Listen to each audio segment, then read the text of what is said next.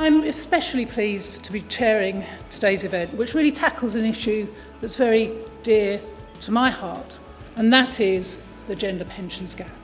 So I'm delighted that we're launching our report today, looking at the data behind this issue, but also, very importantly, how we can crack this issue once and for all.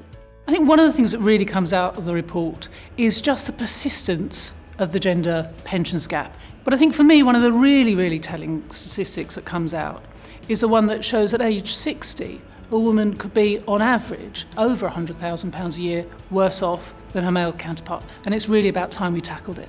The most important thing we can do to close the pension gender gap is to provide childcare that is affordable and widely available. We need to get women back working full-time as soon as possible. Me as a mum, I've had 3 children. I just went into those maternity leaves almost blindly, not thinking about the future financial impact of pausing my pension contributions 3 times. I think when it comes to policy changes, whilst automatic enrolment's the great success that it is in bringing people into pensions, what it doesn't look at is people outside of the workplace, and this is where most of these women are actually missing out on their pension requirement. So to try and close that gap in future, it needs to actually look at women who aren't in work. So for a lot of women, it's just too expensive to go back to work, and that has a big impact on your pension, as the report shows. So for me, I think tackling the availability and the cost of childcare would make a really big difference to enable women that do want to go back to work, to give them that opportunity.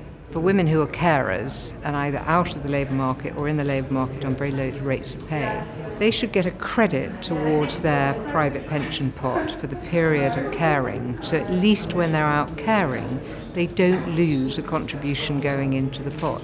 Well, I think in terms of short-term impacts, the one that would make the most difference would be the carers top-up, because we know there's a really significant gap for women who take time out to care for children.